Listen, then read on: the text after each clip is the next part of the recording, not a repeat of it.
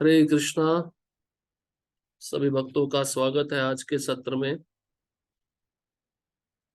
तो कल के सत्र में हमने श्रवण किया था अभय किस प्रकार से अपने गुरु महाराज शिल भक्ति सिद्धांत सरस्वती ठाकुर से उनकी भेंट हुई। वे जाना तो नहीं चाहते थे, मिलना नहीं चाहते थे, क्योंकि बहुत सारे साधुओं को उन्होंने अपने जीवन में देखा था किस प्रकार से साधु लोग बहुत अलग अलग तरीके से गलत कार्य करते हैं। तो उनका कुछ श्रद्धा, उनका विश्वास थोड़ा ना के बराबर था। लेकिन जब उनके मित्र ने बहुत आग्रह किया, तब अपने मित्र की इच्छा पूर्ति के लिए वह उस उन साधु से मिलने गए जो उल्टा डंग जंक्शन रोड पे रहते थे। और जब उनसे मिले, अभय ने प्रणाम ही किया होगा। प्रणाम करने के बाद वे बैठे तो उसी समय भक्ति सिद्धांत सरस्वती ठाकुर उनको आदेश दिए कि आप इतने विद्वान पुरुष हैं, पढ़े लिखे हैं, आप पाश्चात्य जगत में जाकर सनातन संस्कृति का प्रचार कीजिए। संभल नहीं पाए थे अभय। अचानक से उनको धक्का लगा, ये आदेश मुझे जो मिला है इसको मैं समझ नहीं पा रहा हूँ। फिर उन्होंने ऐसा तर्क रखा कि हमारा देश तो गुलाम है, जब तक भारत आजाद नहीं होगा, स्वतंत्र नहीं होगा, तब तक हम प्रचार कैसे कर पाएंगे। तो भक्ति सिद्धांत महाराज उन तर्कों का खंडन करते हुए कहते हैं, ये इमरजेंसी, आपातकालीन स्थिति है। जीव जो कृष्ण का दास है, उसका धर्म है कृष्ण की सेवा। ये नित्य है, शाश्वत है, ये संबंध कोई तोड़ नहीं सकता है। बहुत सारे शासन आएंगे, बहुत सारे शासन चले जाएंगे, लेकिन कृष्ण भक्ति शाश्वत है। तो अभी इस इसकी बहुत ज्यादा कमी है। बहुत सारी वस्तुएं प्रचुर मात्रा में उपलब्ध है, लेकिन कमी किसकी है? वो कृष्ण भक्ति की कमी है। इसलिए इसको तुरंत प्रचार में लाना चाहिए। हर एक व्यक्ति को प्रचार करना चाहिए और कृष्ण भावनामृत आंदोलन से जुड़ना चाहिए। और अबे इन बातों को सुनकर बहुत प्रभावित हो गए। उनके मन में जो गांधी जी के प्रति स्वराज्य का भाव था वो थोड़ा कम होने लगा। और भक्ति सिद्धांत सरस्वती ठाकुर की जो बातें थी उनको प्रभावित करने लगी। इस प्रकार से वार्तालाप समाप्त हुई। 2 घंटा बीत गया, उनको थोड़ा प्रसाद मिला और वह घर चले गए। घर जाते समय भी वे यही विचार कर रहे थे कि मेरा विवाह हो चुका है, और अगर मुझे प्रचार करना है तो अपनी पत्नी, अपने परिवार को छोड़ना पड़ेगा, तो मैं कैसे छोड़ूं। काश मेरा विवाह नहीं होता तो मैं पूरी तरह से इनको अपना जीवन समर्पित कर सकता था। तो इन बातों का विचार करते हुए वे घर की ओर जा रहे थे। और फिर वे प्रयास करने लगे, जब भी उनको समय मिलता, गौड़ीय मठ के जो ब्रह्मचारी हैं या भक्ति सिद्धांत सरस्वती ठाकुर के जो शिष्य हैं, उनको मिलते, उनसे भेंट करते और उनको भक्ति सिद्धांत महाराज के जीवन के बारे में और भी बहुत कुछ जानना था। तो कल थोड़ा सा हमने भक्ति सिद्धांत महाराज का जीवन चरित्र भी इसमें आया है। कल हमने संक्षिप्त संक्षिप्त में थोड़ा सा प्रारंभ किया था कि उनका जन्म कैसे हुआ। थोड़ा सा और भी उनके बारे में बताया गया है। आज हम वहां से पढ़ना प्रारंभ करेंगे। जब विमल प्रसाद 6 मास के थे तो जगन्नाथ उत्सव के रथ भक्ति विनोद के निवास के द्वार पर रुक गए और 3 दिन तक नहीं चल सके। भक्ति विनोद ठाकुर की पत्नी बच्चे को रथ तक लाई और जगन्नाथ जी के श्री विग्रह के सामने गई। बच्चे ने तत्क्षण अपनी बाहें फैलाई और भगवान जगन्नाथ के चरण छुए। तुरंत भगवान के श्री विग्रह से एक माला उसके ऊपर गिरी और वह कृत मंगल हुआ। जब भक्ति विनोद ठाकुर को ज्ञात हुआ कि उनके पुत्र के ऊपर भगवान की एक माला गिरी है, तो उन्हें विश्वास हो गया कि ये वही पुत्र है जिसके लिए उन्होंने प्रार्थना की थी। संकेत मिलता है ना, तो संकेत भगवान ने स्वयं दिया कि जिस पुत्र के लिए आपने प्रार्थना किया था वो पुत्र मैंने दिया है, ये मेरा बहुत शुद्ध भक्त होगा। आप सोचिए, 6 महीने का बालक है और उसके लिए भगवान रुक गए दर्शन करने के लिए।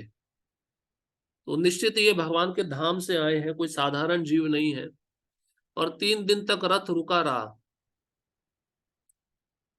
जब भक्तिविनोद ठाकुर की जो धर्म पत्नी थी, जब उस बालक को अपनी गोद में लेकर जगन्नाथ जी के सामने आई, तुरंत जगन्नाथ जी के जो माला था, बहुत लंबा माला होता है, और माला जब उस बालक के ऊपर गिरा तो निश्चित संकेत मिल गया कि जिस पुत्र के लिए मैं प्रार्थना कर रहा था कि मुझे एक पुत्र मिले जो मुझे प्रचार करने में मदद करे, तो यही पुत्र है।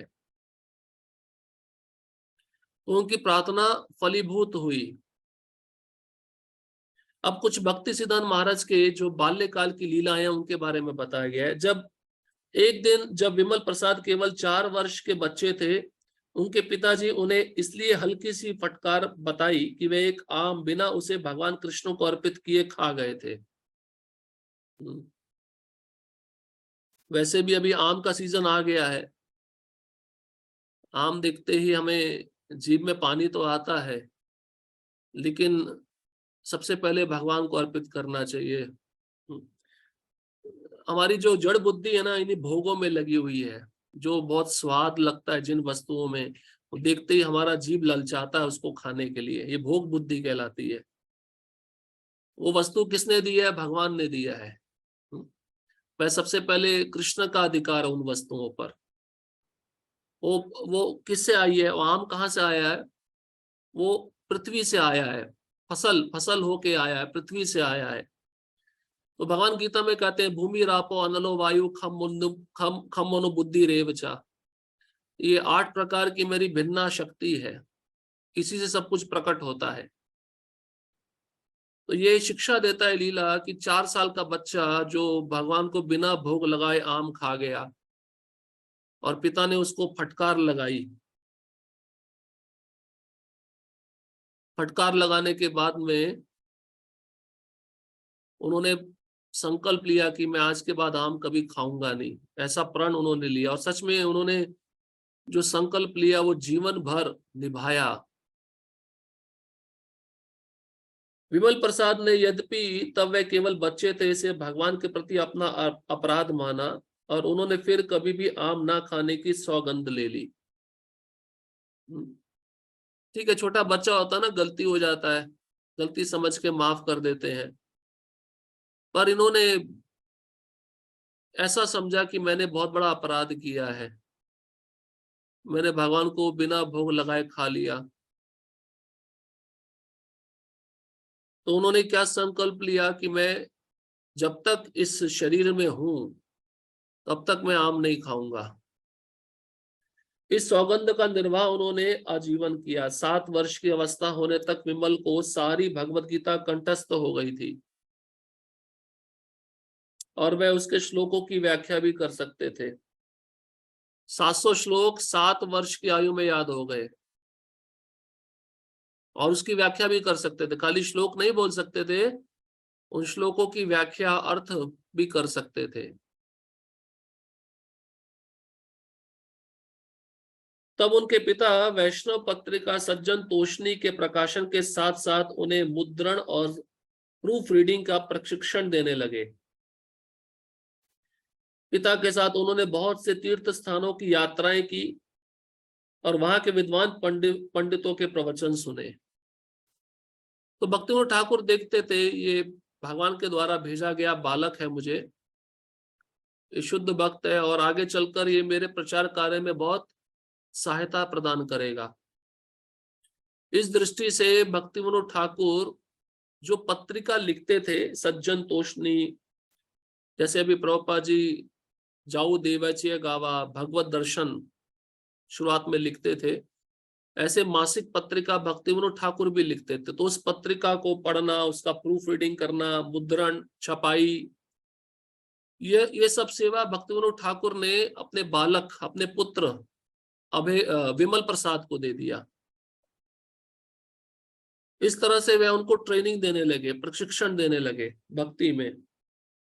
और जहां भी जाते भक्तिविनोद ठाकुर अपने साथ अपने पुत्र को लेके जाते, तीर्थ स्थानों में लेके जाते। तीर्थ स्थानों में बहुत महान भक्तों का संग विमल प्रसाद को प्राप्त होता, उनके मुख से वे प्रवचन सुनते। छात्र के रूप में विमल को पाठ्य पुस्तकों के स्थान पर अपने पिता की लिखी पुस्तकें पढ़ना अधिक पसंद था। अब स्वाभाविक सी बात है, जो बच्चा भक्ति जन्म से ही कर रहा है, भक्ति में वातावरण में जन्म लिया है और उसको रुचि है भक्ति में, तो अगर उसको कितना भी भौतिक शिक्षा दोगे, उसका मन उस शिक्षा में नहीं लगेगा। तो जो स्कूल की पुस्तकें थी वो उनको पढ़ना पसंद नहीं था। स्कूल की पुस्तकें छोड़कर अपने पिता के द्वारा लिखी गई पुस्तकों को वह पढ़ते थे। 25 वर्ष की अवस्था प्राप्त करने तक वे संस्कृत, गणित और खगोल विज्ञान में निष्णात हो गए थे और पत्रिकाओं में कई लेख और एक पुस्तक सूर्य सिद्धांत लिखने वाले लेखक तथा प्रकाशक के रूप में उनकी प्रसिद्धि हो गई थी। मतलब 25 साल की आयु में संस्कृत के विद्वान पंडित, गणित उनको आता था, कैलकुलेटर की कोई आवश्यकता नहीं थी, और खगोल विज्ञान, इसको ज्योतिष शास्त्र भी कहते हैं, इसमें निपुण हो गए, निष्णात हो गए और कई पत्रिकाओं में लेख भी लिखते थे भगवान से संबंधित, और एक पुस्तक भी तब तक उन्होंने लिख डाली थी जिसका नाम था सूर्य सिद्धांत। तो ये सब करने से उनकी प्रसिद्धि हो गई थी। सूर्य सिद्धांत नामक पुस्तक में प्रदर्शित विद्वत्ता के कारण वे सिद्धांत सरस्वती की उपाधि से विभूषित हुए। तो भक्ति सिद्धांत सरस्वती, ये जो सिद्धांत सरस्वती शब्द है कहां से मिला? सूर्य सिद्धांत नामक पुस्तक लिखने के बाद उनको ये उपाधि दी गई, क्योंकि बहुत विद्वान थे। जब वे 26 वर्ष के हुए तब उनके पिता ने प्रसिद्ध वैष्णव संत गौर किशोर दास बाबा जी से उन्हें दीक्षा दिलाई। आए तो अपने पिता के पास में थे, पिता को बोले मुझे दीक्षा दे दीजिए। पिता बोले नहीं, मैं तुम्हें दीक्षा नहीं दूंगा, तुम गौर किशोर दास बाबा जी महाराज के पास जाओ, जो मेरे शिष्य हैं, उनसे दीक्षा लो। अब ये इतने विद्वान, लेकिन गौर किशोर दास बाबा जी महाराज ज्यादा पढ़े लिखे नहीं थे, उनको हस्ताक्षर भी नहीं आते थे, लिखना भी नहीं आता था, लेकिन भक्ति में बहुत उत्तम अधिकारी के स्तर पे थे गौर किशोर दास बाबा जी महाराज। जनरली लोग उनके पास में आते थे, हमको आशीर्वाद दे दो, उनके पास सिद्धि होती थी, आशीर्वाद जिसको देते थे, जो भी वस्तु उस व्यक्ति को चाहिए वो प्राप्त हो जाता था। इतनी बड़ी सिद्धि थी गौर किशोर दास बाबा जी महाराज के पास। अब हुआ ये कि बहुत सारे लोग आने लगे, उनके भजन में थोड़ा विघ्न आने लगा, तो उन्होंने सोचा अभी कहाँ भजन किया जाए, कहाँ नाम जप किया जाए। तो शौचालय में जाके नाम जप करने लगे कि वहां पे मुझे कोई आएगा नहीं, तंग नहीं करेगा, परेशान नहीं करेगा। शौचालय में बैठ के जप करते थे, ये उनका स्तर था। तो भक्तिविनोद ठाकुर बोले मैं दीक्षा नहीं दूंगा, आप गौर किशोर दास बाबा जी महाराज के पास जाइए और वो आपको दीक्षा देंगे। तो बताया जाता है 17 बार विमल प्रसाद गौर किशोर दास बाबा जी महाराज के पास में गए, 17 बार उन्होंने मना कर दिया कि मैं तुमको दीक्षा नहीं दूंगा। क्योंकि गौर किशोर दास बाबा जी महाराज ने एक शिष्य पहले बनाया था, उस शिष्य ने बहुत बड़ा धोखा किया अपने गुरु के साथ। तब से प्रण लिए थे गौर किशोर दास बाबा जी महाराज की मैं किसी को शिष्य नहीं बनाऊंगा। वो शिष्य जो बनाया था, गौर किशोर दास बाबा जी महाराज को बहुत सारा डोनेशन आता था। जो गुरु आध्यात्मिक स्तर पे होते हैं उनको लोग धन देते हैं, फल देते हैं, सब्जियां देते हैं। तो ये सेवक था, क्या करता था, सारा धन अपने लिए खर्च कर लेता था, सारे फल अपने लिए खा लेता था। तो ये दृश्य जब गौर किशोर दास बाबा जी महाराज देखे तो उन्होंने प्रण लिया था कि मैं किसी को शिष्य नहीं बनाऊंगा, इसलिए 17 बार उन्होंने विमल प्रसाद को मना किया, मैं आपको दीक्षा नहीं दूंगा। तो विमल प्रसाद रोते थे, प्रयत्न करते थे। तो महाप्रभु स्वप्न में आकर गौर किशोर दास बाबा जी महाराज को बोले कि आप विमल प्रसाद को दीक्षा दीजिए। चैतन्य महाप्रभु के कहने पर गौर किशोर दास बाबा जी महाराज ने एक ही शिष्य बनाया, वो थे भक्ति सिद्धांत सरस्वती ठाकुर। और गौर किशोर दास बाबा जी महाराज ने उनको क्या आज्ञा दी, सुनिए। बाबा जी ने उन्हें अन्य कार्यों को छोड़कर परम सत्य के प्रचार की सलाह दी। गौर किशोर दास बाबा जी महाराज ने स्पष्ट कहा, तुम्हें और कुछ कार्य नहीं करना है, केवल कृष्ण का प्रचार करना है, परम सत्य का प्रचार करना है, बस यही प्रचार करो। गौर किशोर दास बाबा जी का आशीर्वाद प्राप्त कर विमल प्रसाद ने, जिनका नाम अब सिद्धांत सरस्वती हो गया था, अपने शरीर, मन और वाणी को भगवान कृष्ण की सेवा में अर्पित करने का निश्चय किया। तो विमल प्रसाद जो अब सिद्धांत सरस्वती नाम से प्रसिद्ध हो गए थे, उन्होंने निश्चय किया कि मैं अपना मन, वाणी और शरीर अब कृष्ण की सेवा में लगाऊंगा, मेरे गुरु की आज्ञा है। सन 1905 में सिद्धांत सरस्वती ने व्रत लिया कि वे हरे कृष्ण मंत्रोच्चार 1 अरब बार करेंगे। कितना? 100 करोड़ नाम यज्ञ, शतकोटि नाम यज्ञ। शतकोटि मतलब 1 अरब। हमें भी प्रण लेना चाहिए, दिन में 25 माला जप करेंगे, 32 माला जप करेंगे।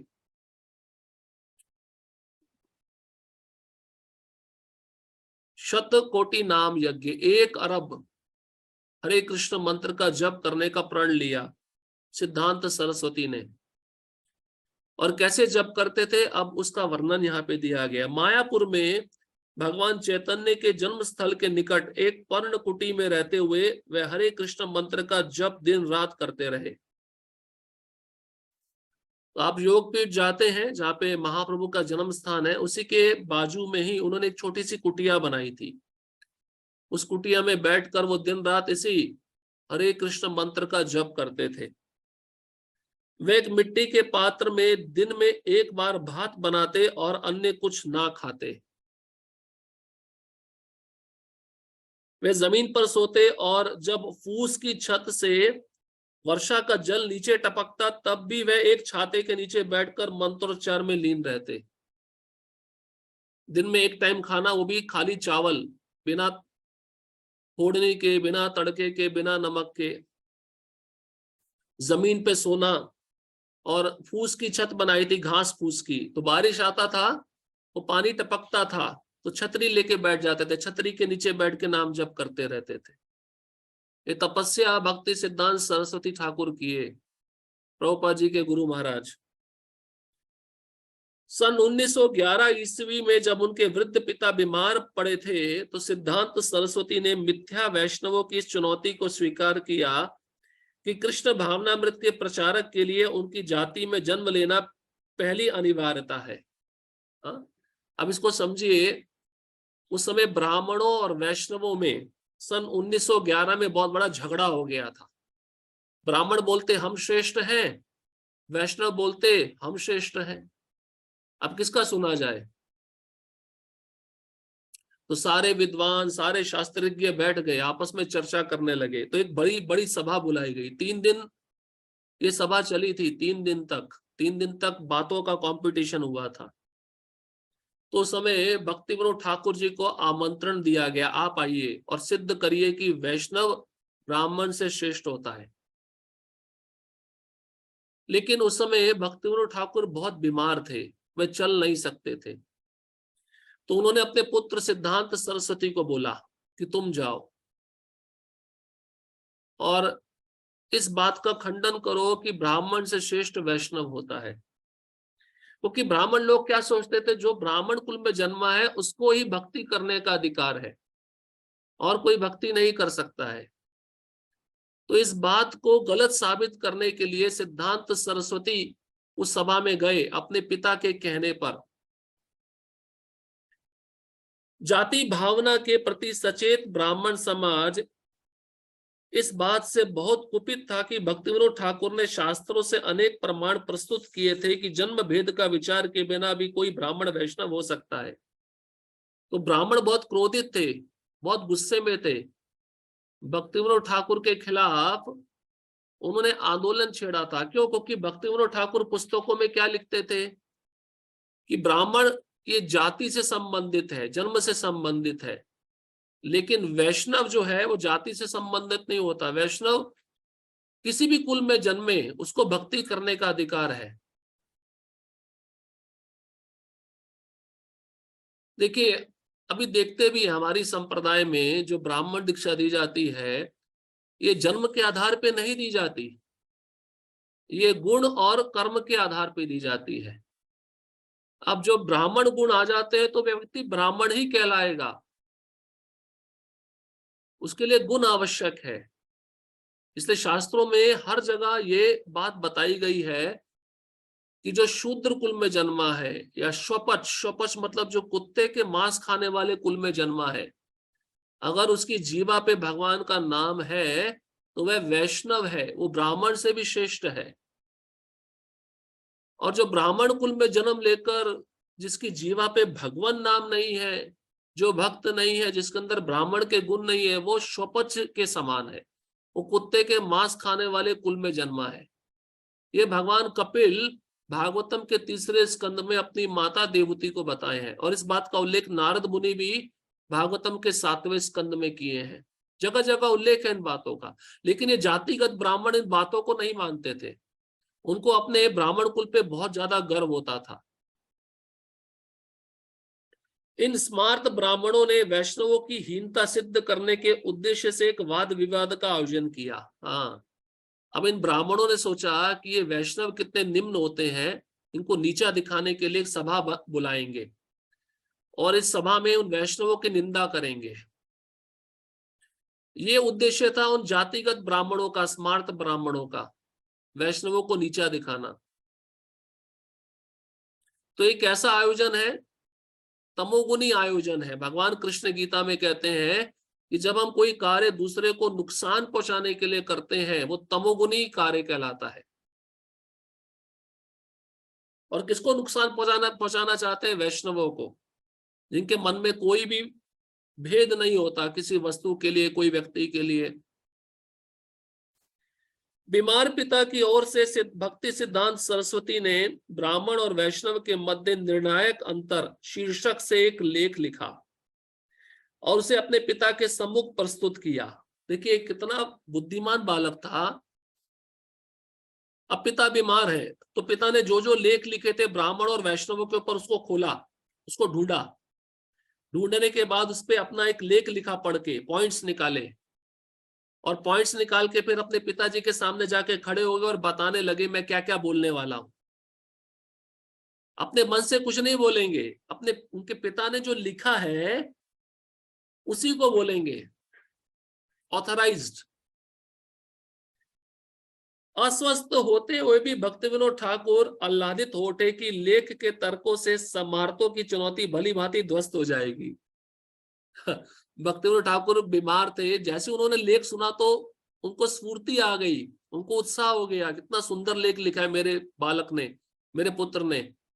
सुनते ही वो समझ गए कि ये लेख वहां पे जाके बोलेगा ना, सारे ब्राह्मण चुप हो जाएंगे, उनके पास इसके प्रश्नों का कोई उत्तर ही नहीं रहेगा। क्योंकि जो शुद्ध भक्त होता है ना, उसको पता है सामने वाला क्या तर्क प्रस्तुत करेगा, क्या प्रश्न पूछेगा, तो पहले वो उत्तर लिख लेते हैं, तो समझाना आसान हो जाता है, बोलना आसान हो जाता है।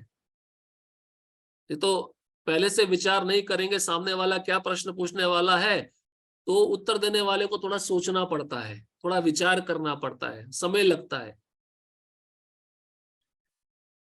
एक पुस्तक भी है इसके ऊपर, ब्राह्मणास एंड वैष्णवास, मेरे पास वो पुस्तक पड़ी हुई है। वो पूरा 3 दिन क्या क्या घटनाएं हुई थी उस पुस्तक में लिखा हुआ है, क्या क्या प्रश्नावली हुई, कैसे वाद विवाद हुआ, कैसे तर्क वितर्क हुआ, ये सब उसमें दिया गया है। अब उस स्थान की ओर भक्ति सिद्धांत सरस्वती चल पड़े। भक्ति सिद्धांत सरस्वती तब मिदनापुर गए, जहां देश भर के पंडित 3 दिवसीय वाद विवाद के लिए इकट्ठे हुए थे। सिद्ध करना है ना, ब्राह्मण श्रेष्ठ है, वैष्णव नीचे है। कुछ स्मार्त पंडितों का, जो बोलने वालों में पहले थे, दावा था कि शूद्र परिवार में जन्म लेने वाला व्यक्ति, चाहे उसकी दीक्षा आध्यात्मिक गुरु से ही क्यों ना हुई हो, कभी पवित्र नहीं बन सकता और श्री विग्रह की पूजा करने या शिष्यों की दीक्षा देने का ब्राह्मण का कार्य नहीं कर सकता। 2 चीजें हैं। तो पहले ब्राह्मणों को मौका दिया, तो ब्राह्मणों ने क्या बोला, उनका ज्यादातर फोकस इन 2 बातों पे था। पहला कि जो शूद्र कुल में जन्मा है, अगर वह आध्यात्मिक गुरु से दीक्षा ले ले तब भी वो पवित्र नहीं होगा, वो शूद्र ही बना रहेगा। और दूसरा दावा था कि ऐसा व्यक्ति जो दीक्षा ले ले वो विग्रह की पूजा भी नहीं कर सकता, भगवान के मूर्ति का पूजन नहीं कर सकता। ये दो चीजें थी, इन ब्राह्मणों को सिद्ध करना था। अंत में सिद्धांत सरस्वती ने अपना भाषण दिया। भाई एंडिंग जो भाषण होता है वही कंक्लूजन होता है ना, वही निष्कर्ष होता है सारे भाषणों का। तो पहले ब्राह्मणों को बहुत बोलने दिया, ब्राह्मण ये श्लोक वो श्लोक, ये शास्त्र वो शास्त्र। तो स्मार्त तरीके से उन्होंने इस बात को सिद्ध करना चाहा कि ब्राह्मण श्रेष्ठ है, वैष्णव निम्न है। वैष्णव को कोई अधिकार नहीं है भक्ति करने का, अगर वो आध्यात्मिक गुरु से दीक्षा भी ले ले तब भी वो शूद्र बना रहता है, वो पवित्र नहीं होता, और वो भगवान के विग्रह की आराधना नहीं कर सकता। उन्होंने वेदों के हवाले से ब्राह्मणों का गौरव गान करते हुए अपना भाष्य आरंभ किया। तो सिद्धांत सरस्वती तो ब्राह्मणों को भी थोड़ा बढ़ाना है, चढ़ाना है। तो सबसे पहले उन्होंने भाषण कहां से प्रारंभ किया? ब्राह्मणों को चढ़ाया, ब्राह्मणों की स्तुति की। इस पर स्मार्त विद्वान बहुत प्रसन्न हुए। स्मार्त समझते हैं? स्मार्त मतलब कर्मकांडी, कर्मकांडी ब्राह्मण। जो वेदों में जो एक कर्मकांड भाग दिया जाता है ना, उसमें भौतिक भोग के विषयों को कैसे प्राप्त किया जाए, तो एक कर्मकांडी ब्राह्मण उसके लिए पागल रहते हैं। ये करो तो ये मिल जाएगा, वो करो तो ये मिल जाएगा। सिद्धांत सरस्वती ने जब भाषण देना शुरू किया, सबसे पहले ब्राह्मणों का गुणगान किया, तो ये स्मार्त ब्राह्मण बहुत प्रसन्न हो गए, बड़े खुश हो गए, देखो हम कितने महान हैं। लेकिन जब वे ब्राह्मण बनने के लिए वास्तविक क्षमताओं तथा वैष्णवों के गुण और दोनों के संबंध के बारे में बताने लगे और इस बात का विवेचन करने लगे कि वैदिक साहित्य के अनुसार आध्यात्मिक गुरु बनने और शिष्यों को दीक्षा देने के योग्य कौन है, तब वैष्णव विरोधियों की प्रसन्नता लुप्त हो गई। अब भक्ति सिद्धांत महाराज जब इस विषय पर आए कि भाई ब्राह्मण के गुण क्या है और वैष्णव के गुण क्या है, उसमें संबंध बताया आपस में, ये एक विषय छेड़ा। क्योंकि ब्राह्मणों में गुण तो होते नहीं थे, वैष्णवों में तो गुण है, क्योंकि वैष्णव भक्ति कर रहे हैं इसलिए उनके अंदर गुण है। लेकिन ब्राह्मण भक्ति नहीं करते थे इसलिए उनके अंदर कोई गुण होता ही नहीं था। अब वैष्णव के गुण और ब्राह्मणों के गुण का संबंध बताया। और वैदिक साहित्य के अनुसार भक्ति सिद्धांत सरस्वती ठाकुर ने आध्यात्मिक गुरु बनने और शिष्यों को दीक्षा देने के योग्य कौन है, मतलब गुरु के अंदर क्या गुण होने चाहिए जिससे वह शिष्यों को दीक्षा दे सके। ये दो टॉपिक जब छेड़े तब सारे स्मार्त ब्राह्मणों की जितनी हंसी निकल रही थी, जितने दांत निकल रहे थे, सब बंद हो गए। अंत में भक्ति सिद्धांत सरस्वती ने शास्त्रों से यह भली भांति प्रमाणित कर दिया, यदि कोई शूद्र के रूप में जन्म लेता है लेकिन वह ब्राह्मण के गुण प्रदर्शित करता है तो उसके शूद्र जन्म के बावजूद उसका ब्राह्मण के रूप में सम्मान होना चाहिए। सिद्ध कर दिया, प्रमाणित कर दिया शास्त्रों से कि जो शूद्र कुल में जन्मा है, अगर वो भक्त है, वैष्णव है, नाम जप कर रहा है, भक्तों की सेवा कर रहा है, तो उसको ब्राह्मण का दर्जा ही मिलना चाहिए। और शास्त्र में इसके बहुत सारे उदाहरण हैं। प्रहलाद महाराज जो असुर कुल में जन्म लिए, वो वैष्णव थे। नामाचार्य हरिदास ठाकुर जो मुसलमान परिवार में जन्म लिए, वो भी वैष्णव थे। श्री संप्रदाय में कांचीपूर्ण, वो भी शूद्र कुल में जन्मे थे, वरदराज भगवान की सेवा करते थे। तो ये सारे प्रमाण सिद्ध करते हैं कि जाति से हमें नहीं देखना चाहिए, जन्म से हमें नहीं देखना चाहिए, उसके गुण से हमें देखना चाहिए। कृष्ण भी गीता में कहे हैं ना चातुर्वर्ण्य मया सृष्टम गुण कर्म विभागशः। ये 4 वर्ण 4 आश्रम मैंने बनाए हैं और ये गुण और कर्म के अनुसार जाने चाहिए। ये जन्म के आधार पर इनको नहीं जानना चाहिए, गुण और कर्म के अनुसार इनको जानना चाहिए। और यदि कोई ब्राह्मण परिवार में जन्म लेता है किंतु शूद्र की तरह आचरण करता है तो वह ब्राह्मण नहीं है। तो प्रभुपाद जी इसका उदाहरण देते थे, कोई हाई कोर्ट का जज है, उस जज का पुत्र है, तो वह पुत्र अपने को कह सकता है कि मैं भी हाई कोर्ट का जज हूं? वो नहीं कह सकता। क्यों? क्योंकि उसके पास डिग्री नहीं है, उसके पास पात्रता नहीं है। तो पहले गुण आना चाहिए, फिर ये सिद्ध होता है कि वह ब्राह्मण है। उनके भाषण के बाद सिद्धांत सरस्वती को सभा के अध्यक्ष ने बधाई दी और उनकी चारों ओर हजारों लोग इकट्ठा हो गए। यह वैष्णव धर्म की विजय थी। सारे लोग आ गए, उनको उठा लिया, उनके चरणों को छूने लगे। इस सभा के बाद भक्ति सिद्धांत सरस्वती का जो यश था और बढ़ गया।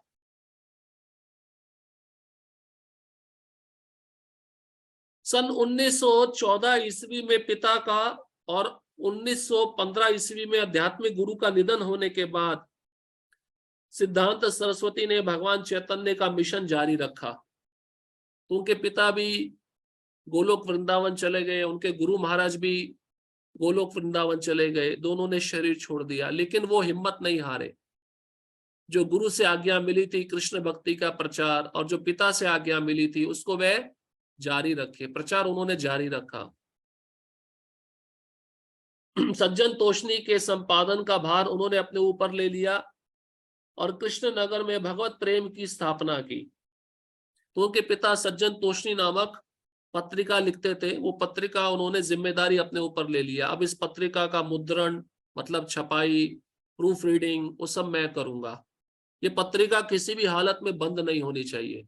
इसलिए प्रभुपाद जी भी कहते हैं जो भगवत दर्शन है, जाओ देवाची गावा है, वो हमारे संस्था का रीढ़ का हड्डी है, बैकबोन है, वो कभी बंद नहीं होना चाहिए। तदंतर 1918 में मायापुर में गौर किशोर दास बाबा जी के चित्र के सामने बैठकर उन्होंने अपने को संन्यास आश्रम में दीक्षित किया। उस समय उन्होंने भक्ति सिद्धांत सरस्वती गोस्वामी महाराज नाम से संन्यास की उपाधि धारण की। तो देखिए, गुरु नहीं है लेकिन गुरु का फोटो सामने रखकर उन्होंने संन्यास दीक्षा लिया अपने आप। ये हम नहीं कर सकते, ये शुद्ध भक्त कर सकते हैं, वो नियमों से परे होते हैं, क्योंकि उनको कोई योग्य गुरु नहीं दिख रहा था संन्यास लेने के लिए। तो उन्होंने संन्यास वेश धारण कर लिया अपने गुरु का चित्र सामने रखकर, और उनका नाम हो गया भक्ति सिद्धांत सरस्वती गोस्वामी महाराज। भक्ति सिद्धांत सरस्वती ने व्रत लिया कि वे अपने प्रिंटिंग प्रेस का प्रयोग सर्वोत्तम साधन के तौर पर कृष्ण भावनामृत के प्रसार के लिए करेंगे। तो मंदिर बनाने से उनको ज्यादा अच्छा लगता था प्रिंटिंग प्रेस में ग्रंथों का छपाई। तो भक्ति सिद्धांत महाराज कहते थे, इसको कहते हैं बृहद मृदंग। जैसे मृदंग जब कोई बजाता है तो उसका आवाज थोड़ी दूरी तक जाता है, लेकिन जो प्रिंटिंग प्रेस होता है उसमें जो ग्रंथ का छपाई होता है उसका आवाज पूरी दुनिया में जा सकता है, इसलिए उसको बृहद मृदंग बोलते थे। और वह यहां तक कहते थे भगवान की तो विग्रह की आराधना करनी चाहिए, लेकिन इन मशीनों की भी आराधना करनी चाहिए, क्योंकि मशीन भगवान की दिव्य पुस्तकों का छपाई करती है। मतलब इन प्रिंटिंग प्रेस में और भगवान में कोई अंतर नहीं है, उनका कहने का मतलब ये था।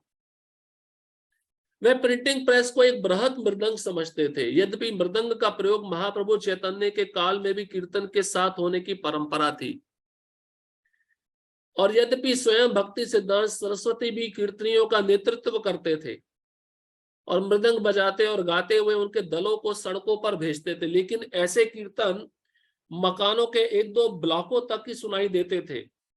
परंतु प्रिंटिंग प्रेस के बृहद मृदंग के माध्यम से महाप्रभु चैतन्य का संदेश विश्व भर में प्रसारित किया जा सकता था। समझ रहे हैं कि एक मृदंग है, उसका कीर्तन का आवाज 2-3 घरों तक जाएगा, लेकिन प्रिंटिंग प्रेस में जो ग्रंथ छपाई होंगे वो पूरी दुनिया में जाएंगे, तो इनका आवाज पूरी दुनिया तक जाएगा। तो भक्ति सिद्धांत महाराज प्रिंटिंग प्रेस को ज्यादा महत्व देते थे। हालांकि अपने शिष्यों को भेजते थे कीर्तन के लिए, अन्य घरों में जाके कीर्तन करो, लेकिन ग्रंथ का छपाई और ग्रंथ का वितरण ये जब ज्यादा होता था तो उनको बहुत ज्यादा खुशी होती थी, क्योंकि अनेक लोगों तक एक ग्रंथ पहुंचेंगे, वो लोग ग्रंथ पढ़ेंगे तो भक्त बनेंगे। अधिकतर साहित्य जिसका पाठ अभय ने आरंभ किया, भक्ति सिद्धांत सरस्वती द्वारा 1915 ईस्वी में स्थापित किए गए भगवत प्रेस में छपा था। तो अभय आप जानते हैं, उनको ये पत्रिका मिलती थी और बचपन से वो पत्रिका पढ़ते थे। ज्यादातर वे भक्ति सिद्धांत महाराज के लेख पढ़ चुके थे उस पत्रिका में से।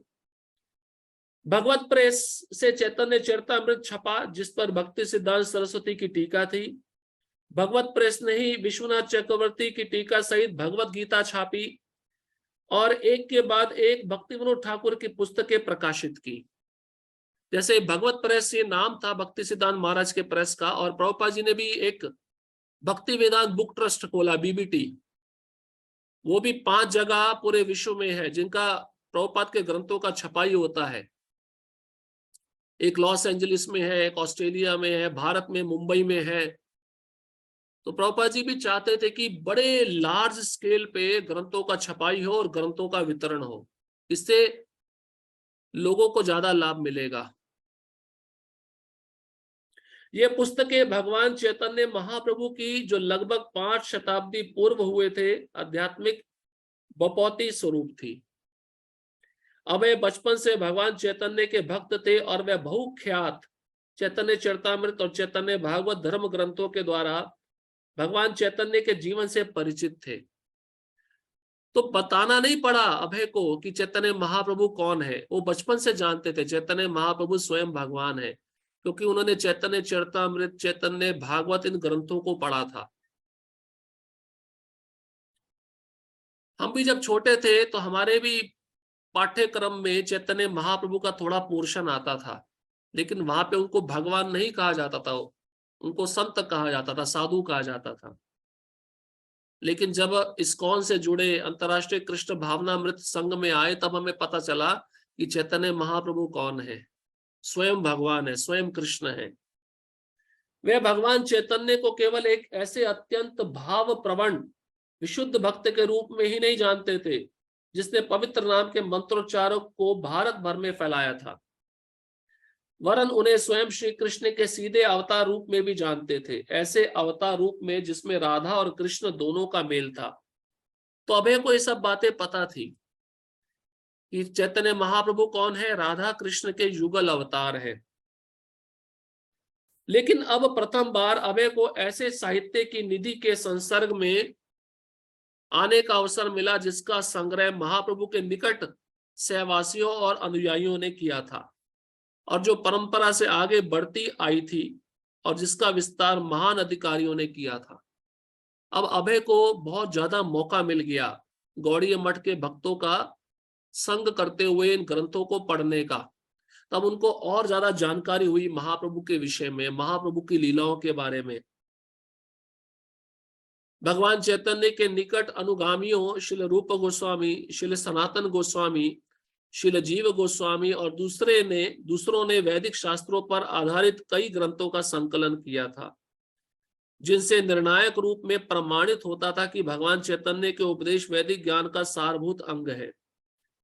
बहुत से ग्रंथ अब भी प्रकाशित नहीं हुए थे, किंतु श्रील भक्ति सिद्धांत सरस्वती कई प्रेसों की स्थापना पर तुले थे, जिससे समग्र जन समूह के लिए बृहत मृदंग की ध्वनि उन्मुक्त की जा सके। तो बहुत सारे ग्रंथ हमारे गोस्वामियों के बचे थे, जिनको छापना बहुत जरूरी था, जिनका वितरण करना जरूरी था। जब वितरण इन ग्रंथों का होता है तो बहुत सारा समाज इससे लाभ प्राप्त करता है। आपको अनुभव होगा कि बहुत सारे भक्त तो इस्कॉन में ग्रंथ पढ़ के आए हैं, प्रभुपाद के ग्रंथों को पढ़ के आए हैं। और जब कोई प्रभुपाद जी के ग्रंथों को पढ़ के आता है ना, वो सिद्धांतिक रूप पे पूरा संतुष्ट रहता है, वो कभी फिर संस्था छोड़ के नहीं जाएगा। आप प्रसाद खाकर आए हो इस्कॉन में, अच्छा है, दर्शन करके आए हो, अच्छा है, ये भावना के स्तर पे ठीक है। लेकिन जब आप पुस्तक पढ़ के आओगे, ज्ञान प्राप्त करके आओगे, तब आप इस संस्था को कभी नहीं छोड़ोगे। इसलिए books are the basis, Prabhupada ji कहते थे। हमारे संस्था का आधार ये ग्रंथ है, और हमारा बेस ही अगर स्ट्रांग नहीं होगा ना, तो हमारा भक्ति का नींव, भक्ति का जो ऊंचाई है वो गिर जाएगा। इसलिए प्रभुपाद जी कहते हैं कोई मेरे ग्रंथ नहीं पढ़ता है तो वो केवल खाएगा, सोएगा और उसका पतन हो जाएगा। इसलिए प्रभुपाद जी के ग्रंथों को पढ़ना बहुत जरूरी है। तो भक्ति सिद्धांत महाराज की भी यही इच्छा थी, ज्यादा से ज्यादा प्रिंटिंग प्रेस हो, ज्यादा से ज्यादा ग्रंथों का छपाई हो, ज्यादा से ज्यादा लोग कृष्ण भावनामृत से जुड़े। श्रील भक्ति सिद्धांत सरस्वती भगवान चैतन्य की शिक्षाओं का निष्कर्ष समझा रहे थे कि भगवान कृष्ण पूर्ण पुरुषोत्तम भगवान है, और उनके पवित्र नाम के उच्चारण को अन्य सभी धार्मिक प्रचारों की अपेक्षा अधिक बल दिया जाना चाहिए। पूर्व युगों में भगवान की प्राप्ति के लिए अन्य साधन उपलब्ध थे, लेकिन वर्तमान कलयुग में केवल हरे कृष्ण का कीर्तन ही प्रभावकारी हो सकता है। बृहन नारदीय पुराण और उपनिषदों जैसे शास्त्र ग्रंथों के आधार पर भक्ति विनोद ठाकुर ने विशेष रूप से महामंत्र का उद्धरण दिया था, हरे कृष्णा कृष्णा कृष्णा हरे हरे, हरे राम राम राम हरे हरे। भगवान कृष्ण ने भगवत गीता में स्वयं कहा था कि उन्हें प्राप्त करने का एकमात्र साधन भक्ति है। सभी धर्मों को छोड़कर केवल मेरी शरण में आओ, मैं तुम्हें सभी पाप कर्मों के फलों से मुक्ति दूंगा, डरो मत। अब इन श्लोकों को जानते थे, वे उनका उच्चारण भी जानते थे, वे गीता का मर्म समझते थे, लेकिन जब उन्होंने महान आचार्यों के लेखों को उत्सुकता पूर्वक पढ़ा तो उन्हें भगवान चैतन्य के मिशन उद्देश्य के क्षेत्र का नए सिरे से बोध हुआ। अब अपनी वैष्णव बपौती की गहराई भी उनकी समझ में आने लगी, और एक ऐसे युग के लोगों का अधिकाधिक कल्याण करने की उसकी क्षमता का भी उन्हें ज्ञान हुआ, जिसके भाग्य में उत्पात ही उत्पात लिखे हो। देखिए, कोई शिष्य है लेकिन उसको अभी गुरु की प्राप्ति नहीं हुई, लेकिन ज्ञान है। अब ज्ञान होने से सब कुछ नहीं होगा, एक योग्य मार्गदर्शक चाहिए जिसके निरीक्षण में रहकर हम जान सके कि हमें क्या करना है। अभी तक अभय का जीवन कैसा चल रहा था, उनका जब तक भक्ति सिद्धांत महाराज से भेंट नहीं हुआ था, उससे पहले उनके मन में विचार थे कि गांधी जी के आंदोलन में शामिल होना है, भारत को आजाद करना है। लेकिन अब उनका संपर्क ऐसे गुरु से हुआ जो प्रामाणिक संप्रदाय से संबंधित है और केवल शुद्ध भक्ति की चर्चा करते हैं, भगवान चैतन्य महाप्रभु की शिक्षाओं की चर्चा करते हैं। अब अभय को समझ आने लगा कि जीवन का उद्देश्य क्या है। इसलिए कहते हैं कि किसी भी क्षेत्र में हम अकेले कार्य करेंगे तो सफल नहीं होंगे, उसमें कुछ गलती हो सकता है, लेकिन जब एक योग्य व्यक्ति का मार्गदर्शन लेंगे, उसके कहने के अनुसार कार्य करेंगे तो फिर सफलता निश्चित है। अब अभय को लगने लगा कि वास्तव में कि जो ग्रंथ मैं पढ़ रहा हूं महाप्रभु से संबंधित, जो मेरे गुरु, अभी मैंने उनको गुरु स्वीकार नहीं किया है, लेकिन हृदय से मैं उनको स्वीकार कर चुका हूं। अब उनके द्वारा लिखी गई पुस्तकें मैं जो पढ़ रहा हूं, इससे मुझे और ज्ञान प्राप्त हो रहा है, और वैष्णव पद्धति की जो गहराई है उसमें मैं उतर पा रहा हूं। इसलिए एक योग्य गुरु का मार्गदर्शन होना बहुत जरूरी है, नहीं तो हम भटक जाएंगे। शील भक्ति सिद्धांत प्राय यात्रा पर रहते और अभय अपने परिवार और कारोबार में व्यस्त थे, अतः दूसरी भेंट का आयोजन संभव नहीं हुआ। देखो, पहली ही भेंट हुई थी, लेकिन उनकी इच्छा थी मेरा मुलाकात दूसरी बार भी मेरे गुरु से हो जाए, लेकिन भक्ति सिद्धांत महाराज सन्यासी थे, वो यात्रा करते रहते थे, भ्रमण करते रहते थे, और अभय गृहस्थ थे, उनके ऊपर परिवार की जिम्मेदारियां थी, इसलिए दूसरी भेंट नहीं हो पाई। तो भी पहली भेंट से अभय ने भक्ति सिद्धांत सरस्वती को अपना आध्यात्मिक गुरु मान लिया था। और वे हमेशा उनके बारे में सोचते रहते। मैं ऐसे अच्छे साधु स्वभाव वाले पुरुष से मिला हूं। जब भी समय होता अभय शील भक्ति सिद्धांत के शिष्यों को ढूंढ निकालते जो गौड़ीय मठ के सदस्य थे। तो अब समय थोड़ा खाली बचा है, चलो गौड़ीय मठ के जो भक्त हैं उनको मिलने जाते हैं, उनके साथ थोड़ा कृष्ण विषयक चर्चा करते हैं। तो हमेशा उनके अंदर उत्सुकता होती। जहां तक गांधी जी के आंदोलन का संबंध था, गांधी जी को गहरा धक्का पहुंचा जब उनके अहिंसावादी अनुयायियों ने एक प्रतिवाद के दौरान भयंकर भूल की और वह हिंसा कांड पर उतर आए। अंग्रेजों ने इस अवसर का लाभ उठाकर गांधी जी को कैद कर लिया और उन्हें 6 साल जेल में रहने की सजा दे दी। यद्यपि उनके अनुयायी तब भी उनका सम्मान करते रहे, किंतु राष्ट्रीयता का आंदोलन बहुत कुछ अपना वेग खो बैठा था। अब इधर अभय के विचार भक्ति के लिए बहुत ज्यादा बढ़ रहे थे और उधर गांधी जी को जेल में डाल दिया गया था। तो गांधी जी के प्रति जो अभय के विचार थे वो कम होते जा रहे थे। पर इसके बावजूद भी अभय की अभिरुचि अब उधर नहीं रह गई थी। मतलब गांधी के प्रति अब अभय का रुचि नहीं रह गया। शील भक्ति सिद्धांत सरस्वती ने उनके इस विचार पर विजय पा ली थी कि प्राथमिकता भारत की राष्ट्रीय स्वतंत्रता को मिलनी चाहिए। अब भक्ति सिद्धांत सरस्वती ठाकुर की जो बातें थी वह गहरा प्रभाव अभय के हृदय पे डाल चुकी थी। उन्होंने अभय की मूल कृष्ण चेतना को जगा दिया था। जैसे माचिस में अग्नि है लेकिन तीली को रगड़ना पड़ता है तभी माचिस से अग्नि उत्पन्न होता है। उसी प्रकार से मूल कृष्ण चेतना सब जीवों में है। वो श्रवण के माध्यम से उस कृष्ण चेतना को जागृत करना पड़ता है। और अभय को अब विश्वास हो गया था कि भक्ति सिद्धांत का लक्ष्य ही वास्तव में प्राथमिकता थी। तो प्राइमरी चीज क्या है? अभय को पता चला प्राइमरी है, प्राथमिकता है भक्ति सिद्धांत महाराज के वचनों को प्रमाणित करना। और सेकेंडरी क्या है?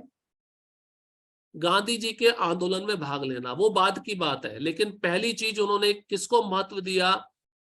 भक्ति सिद्धांत महाराज का प्रचार, चैतन्य महाप्रभु का प्रचार। शिल भक्ति सिद्धांत ने उन्हें प्रचार करने के लिए आमंत्रित किया था और उसी क्षण से अभय की इच्छा शिल भक्ति सिद्धांत सरस्वती के एक शिष्य के रूप में गौड़ीय मठ में शामिल होने की हो गई थी। किंतु अब राष्ट्रीय रुझान के स्थान पर उनकी पारिवारिक जिम्मेदारियां उनके मार्ग में आ रही थी।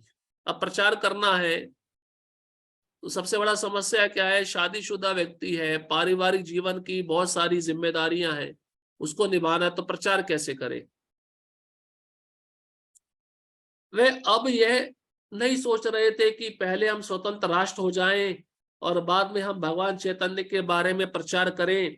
अब वे ये सोच रहे थे कि दूसरों की तरह मैं शामिल नहीं हो सकता, मेरे ऊपर मेरी पारिवारिक जिम्मेदारियां हैं। मतलब दूसरे जो भक्त हैं वो मंदिर में पूरी तरह भक्ति सिद्धांत महाराज के प्रचार कार्य में मदद कर रहे हैं, लेकिन मैं गृहस्थ हूं, मेरे ऊपर जिम्मेदारियां हैं, मैं शामिल नहीं हो पाऊंगा।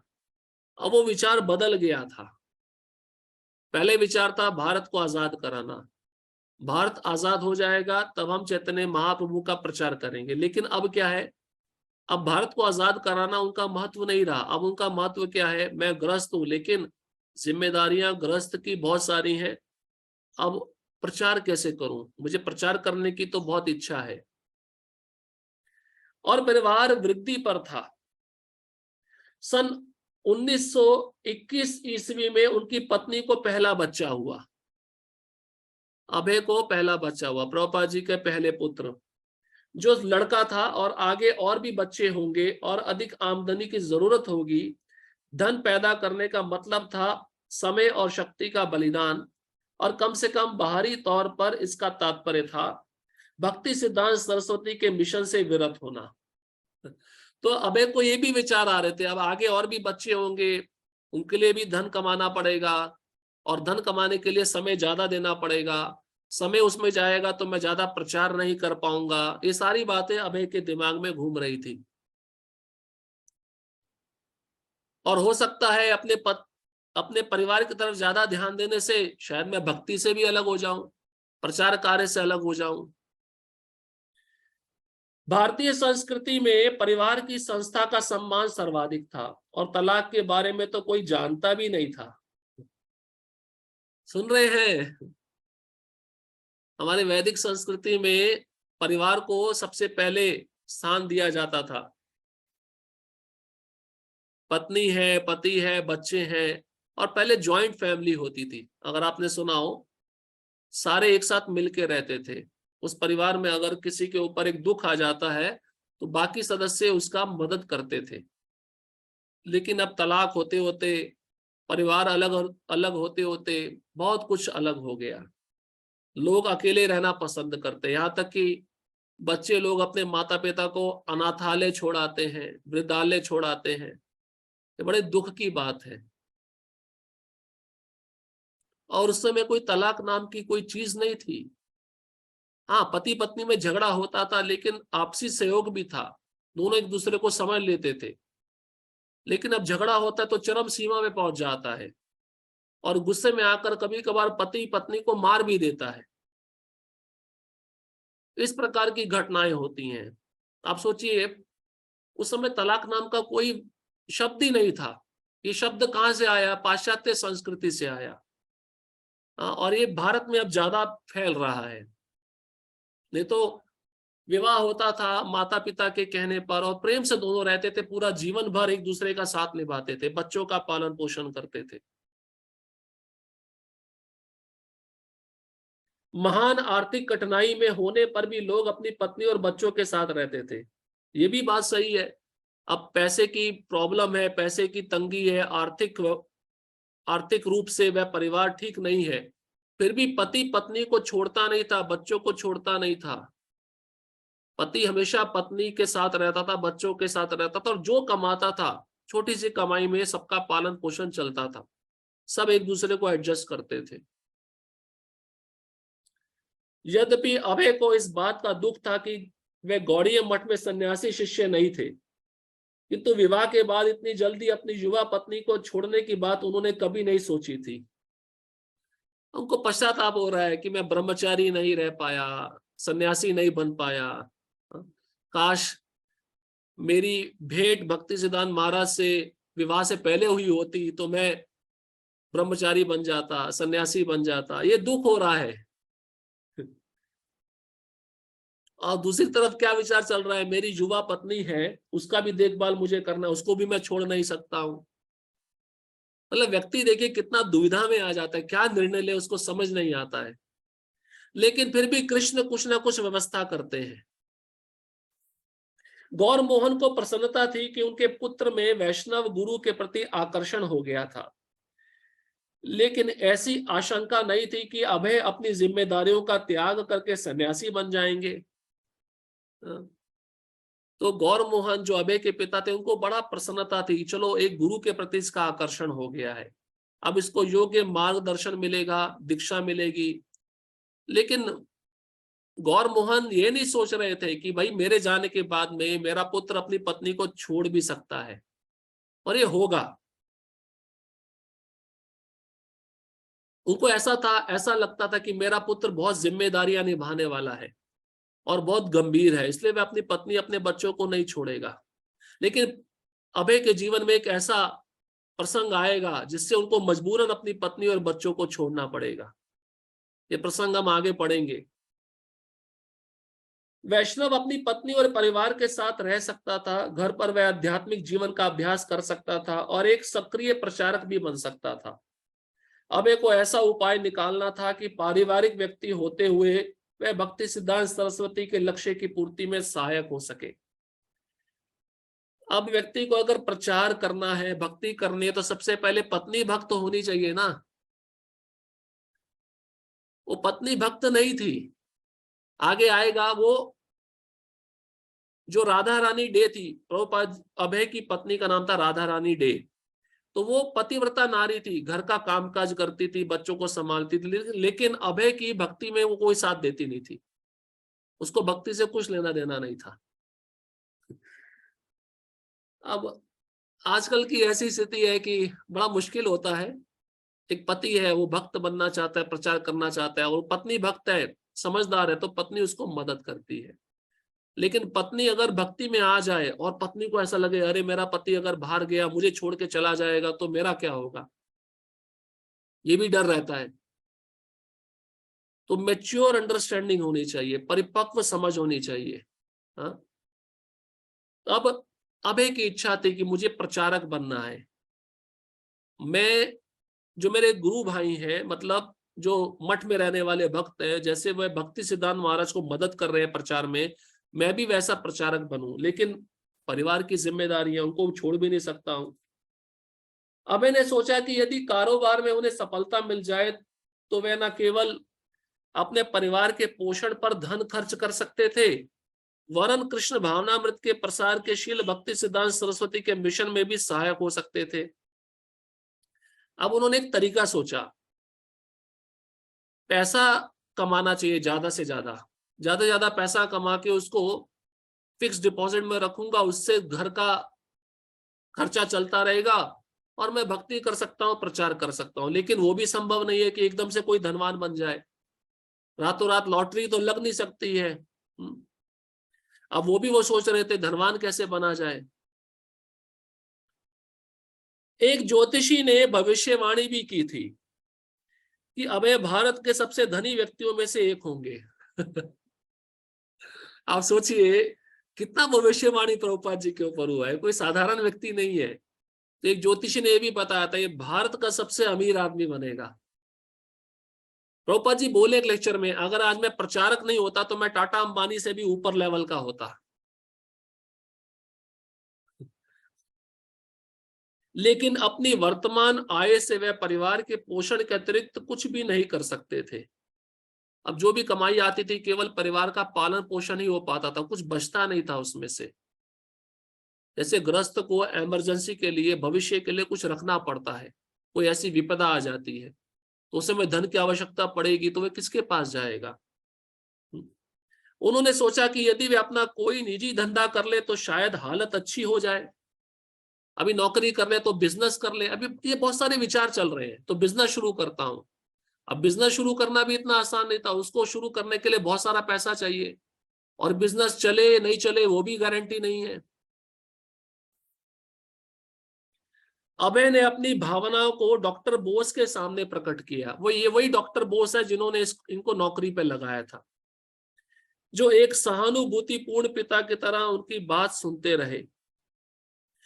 तब उन्होंने अभय को सुझाव दिया कि वे पूरे उत्तरी भारत के लिए उनके एजेंट बन जाएं। तो अभय ने जिज्ञासा प्रकट की कि मुझे बहुत ज्यादा पैसा कमाना है, आप बताओ कैसे कमाया जाए। तो डॉक्टर बोस कहते हैं, तुम क्या करो, मेरी जितनी कंपनियां हैं ना उत्तर भारत में, उनके तुम एजेंट बन जाओ। अभय डॉक्टर बोस की फैक्ट्री से थोक भाव पर दवाएं, लिनेमेंट, परिष्कृत स्पिरिट, दांत का मंजन और अन्य वस्तुएं खरीद सकते थे, और सारे उत्तरी भारत में दूर दूर तक यात्रा करके अपना निजी धंधा जमा सकते थे। तो डॉक्टर बोस ने क्या कहा, देखो मैं तुमको ये मदद कर सकता हूं, तुम होलसेल रेट पे सारे सामान खरीद लो और उत्तर भारत में जाकर इसको ज्यादा दाम पे बेचो, तुम्हारे पास पैसा इकट्ठा हो जाएगा, तुम ये कर सकते हो। अबे को बोस की फैक्ट्री में इतना अनुभव हो गया था कि वह अपनी ओर से कुछ दवाएं तथा अन्य वस्तुएं बनाकर उन्हें बेचने का प्रयास भी कर सकते थे। देखिए इतने बुद्धिमान थे अभय प्रभुपाद जी कि इतना समय उन्होंने उस फैक्ट्री में काम किया था, तो उनको बहुत सारा ज्ञान हो गया केमिकल्स के बारे में, किस केमिकल को मिलाने से क्या वस्तु बनती है, वो बनाकर बेच भी सकते थे। इसलिए प्रभुपाद जी को दवाइयों का बहुत ज्ञान है, कौन सा दवाई किस रोग के लिए होता है। डॉक्टर बोस और अभय ने तय किया कि केंद्र में स्थित इलाहाबाद नगर को अभय का मुख्यालय बनाना ठीक रहेगा। तो इलाहाबाद एक जगह चुन ली गई कि ये हेड ऑफिस रहेगा अभय का, और अभय यहीं से अपना धंधा चलाएगा। होलसेल में सारा लेबोरेटरी से सामान खरीद के और उत्तरी भारत में कई कस्टमरों को बनाकर वहां पे इन सामान को ज्यादा दाम में बेचेगा, क्योंकि धन ज्यादा चाहिए, धन ज्यादा आएगा तो फिक्स डिपॉजिट रखकर उसका पालन पोषण परिवार का किया जा सकता है और मैं भक्ति पे ज्यादा ध्यान दे सकता हूं, ये उद्देश्य है। तो भक्त अगर ऐसा सोचता है तो ये भी अच्छा है, क्योंकि धन नहीं होगा, परिवार का पालन पोषण नहीं होगा और फिर भक्ति की तरफ ध्यान भी नहीं जा पाएगा ठीक से। सेवा करोगे तो मन वहां पे लगेगा नहीं, फिर चिंता नहीं होगा, इतना पैसा नहीं है, आगे परिवार का पालन पोषण कैसे हो, बच्चों की शादी कैसे हो, ये भी सोचना पड़ता है गृहस्थ को। सन 1923 ईस्वी में अभय, उनकी पत्नी और बच्चा कलकत्ता से उत्तर पश्चिम में 12 घंटे की ट्रेन यात्रा के बाद इलाहाबाद पहुंचे। अब कलकत्ता छोड़ दिया अभय ने, प्रभुपाद जी ने, कहां पहुंचे? इलाहाबाद। अंग्रेजों ने एक बार इलाहाबाद को संयुक्त प्रांत की राजधानी बनाया था। उन्होंने वहां बहुत सी अच्छी इमारतें बनाई थी, जिनमें उच्च न्यायालय और विश्वविद्यालय की इमारतें भी थीं। यूरोपीय और नेहरू जैसे संपन्न भारतीय परिवार नगर के पक्की सड़कों और रोशनी वाले आधुनिक भाग में रहते थे। शहर का एक दूसरा भाग भी था जो पुराना था, जिसमें पुरानी संकरी सड़कें थी, जिनकी दोनों ओर घने मकानों और दुकानों की पंक्तियां थीं। इस भाग में बहुत से बंगाली रहते थे। अभय ने इसी भाग में अपने परिवार को बसाने का फैसला किया। हमने सुना था ना, प्रभुपाद जी का दीक्षा इलाहाबाद में ही हुआ था, तो प्रभुपाद जी अब इलाहाबाद में आ गए हैं, अपना बिजनेस यहां से शुरू करेंगे और दीक्षा भी इसी स्थान पर होगा। अभय ने इलाहाबाद का, जो परंपरा से प्रयाग कहलाता था, पहले नाम क्या था? प्रयाग, अभी पुनः प्रयागराज हो गया है, चयन इसलिए किया कि वह कारोबार के लिए अच्छा स्थान हो सकता था। वे भारत के सबसे प्रसिद्ध तीर्थ स्थलों में से एक था। बहुत सारे लोग प्रयागराज में जाकर अपना पूर्वजों का पिंडदान करते हैं, तो सबसे श्रेष्ठ तीर्थ माना जाता है। भारत की 3 सर्वाधिक पवित्र नदियां गंगा, यमुना, सरस्वती के संगम पर स्थित इलाहाबाद भारत के 2 आध्यात्मिक समारोहों की स्थली था। गंगा, यमुना, सरस्वती तीनों का त्रिवेणी संगम था। यह भी एक पवित्र स्थान कहलाता है, जिसमें असंख्य लोग भाग लेते थे। ये समारोह थे वार्षिक माघ मेला और 12 वर्ष में एक बार लगने वाला कुंभ मेला। तो इलाहाबाद में 2 मेला लगते थे, एक 12 साल के बाद पूरा कुंभ मेला और एक 6 साल के बाद में अर्ध कुंभ मेला। तो प्रभुपाद जी ने सोचा अच्छा स्थान है, तीर्थ है, यहीं से मैं अपना बिजनेस भी करूंगा और भक्ति भी मेरी होती रहेगी। आध्यात्मिक शुचिता की खोज में देश भर से लाखों तीर्थ यात्री हर साल माघ जनवरी की पूर्णिमा को यहाँ इकट्ठे होते थे और तीनों पवित्र नदियों के संगम में स्नान करते थे। तो भारत में आज भी प्रथा है, जब भी पूर्णिमा आती है माघ महीने में, जनवरी के महीने में, तो उस समय कुंभ मेला में करोड़ों तीर्थ यात्री आते हैं इस त्रिवेणी संगम में स्नान करने के लिए। अभय के किराए के घर में जो 60 बादशाही मंडी था, कुछ ही कमरे थे। अपने कारोबार के लिए उन्होंने जॉन्स्टनगंज रोड के व्यवसायिक केंद्र में एक छोटी सी दुकान किराए पर ले ली। उसमें उन्होंने प्रयाग फार्मेसी नाम से अपनी डिस्पेंसरी खोली और बोस लेबोरेटरीज में निर्मित दवाएं, टिंचर, सिरप और दूसरी वस्तुएं बेचना आरंभ किया। तो किराए पे एक दुकान ले ली, प्रभुपाद जी ने अपना डिस्पेंसरी खोल लिया और लेबोरेटरी से सारा सामान खरीदते और सामान को बेचते और नाम रखा प्रयाग फार्मेसी। उनकी भेंट इलाहाबाद के एक चिकित्सक डॉक्टर घोष से हुई, जिन्होंने उनके धंधे में हिस्सेदार बनने में अभिरुचि दिखाई। इसलिए अभय ने उनसे अपनी फार्मेसी में सेवा तत्पर चिकित्सक के रूप में काम करने और अपना कार्यालय प्रमाण फार्मेसी में स्थानांतरित करने को कहा।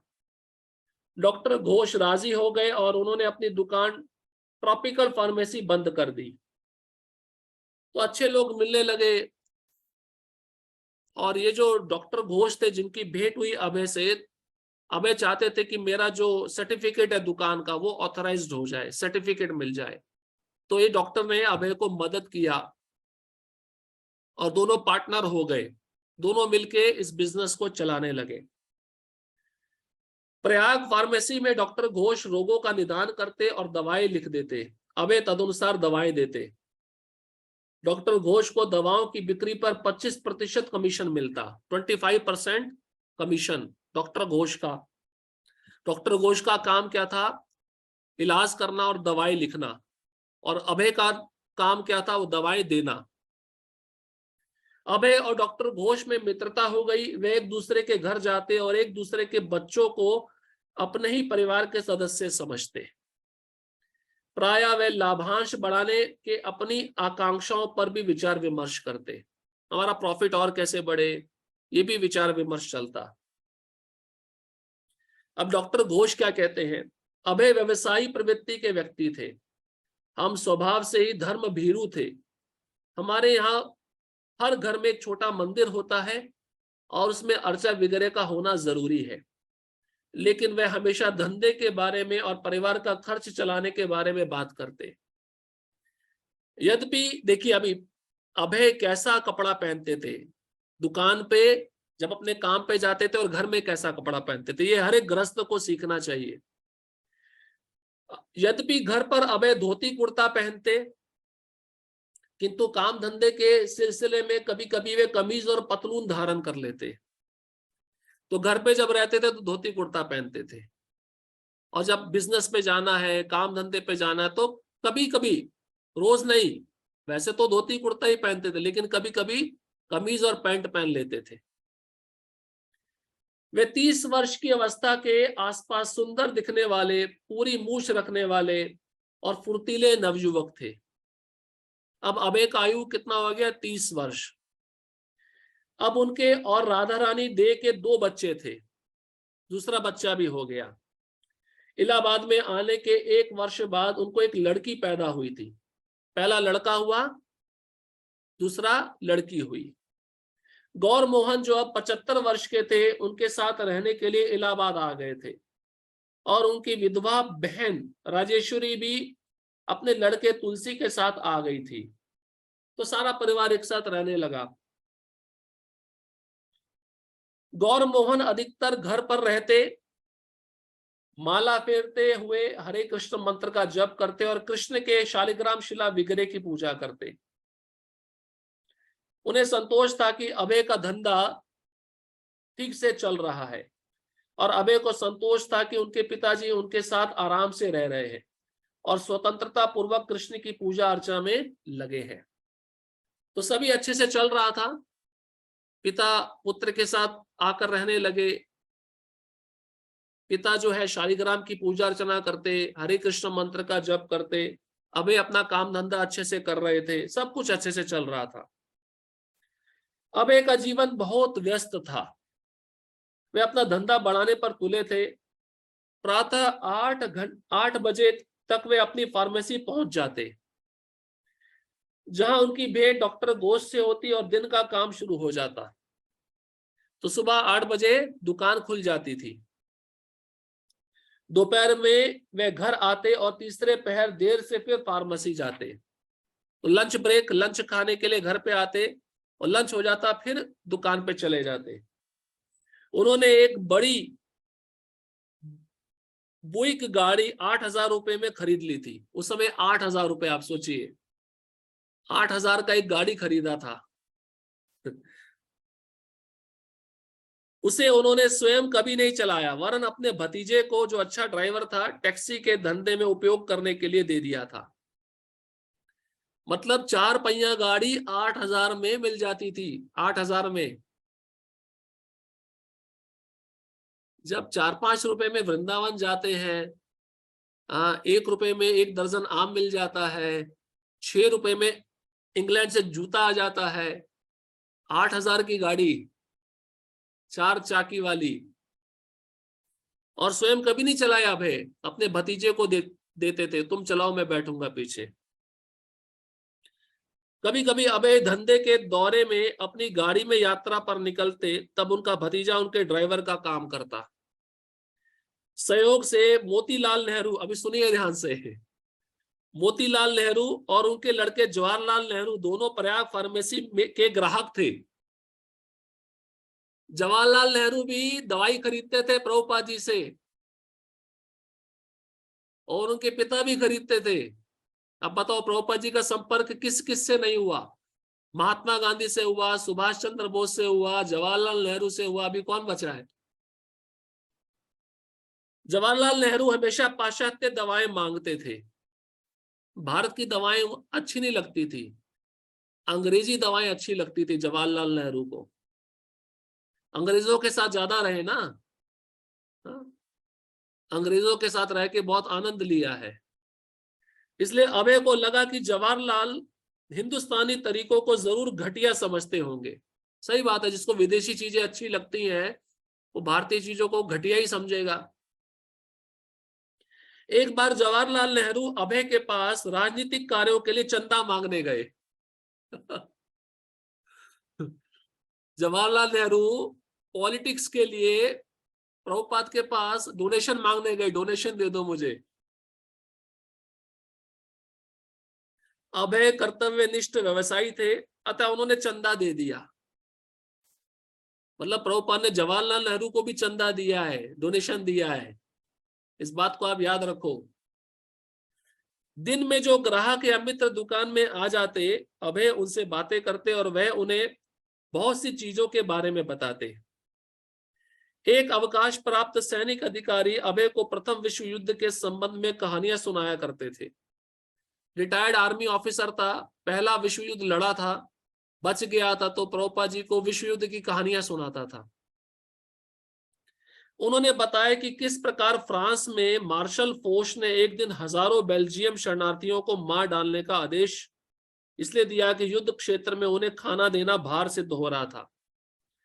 एक मुसलमान सज्जन जो अफगानिस्तान के एक शाही परिवार के सदस्य थे, नित्य अपने लड़के के साथ अभय की दुकान पर आते और गप्पे लगाते।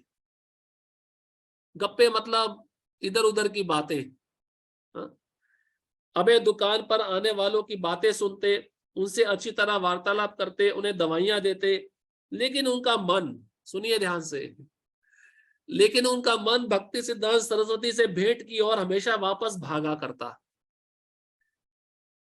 ठीक है, बाह्य रूप से एक आम आदमी की तरह कार्य कर रहे हैं, लेकिन अंदर से तो उनको इच्छा है मुझे अपने गुरु से मिलना है, मुझे दोबारा भेंट करनी है। भक्ति सिद्धांत उन्हें कैसे लगे थे, उनकी भाव भंगिमा कैसी थी, उन्होंने क्या कहा था, ये सारी बातें उनके मन में बार बार आती थी। एक साधु का जो प्रभाव होता है ना, वो बहुत गहरी छाप छोड़ता है। अगर सामने सुनने वाला बहुत गंभीर हो, सदाचारी हो, आज्ञाकारी हो, तो सुनने वाले के हृदय में उस साधु के शब्दों का बहुत गहरा प्रभाव पड़ता है। इसलिए वो बातें अभय को बार बार याद आ रही थी, मुझे उनसे मिलना है।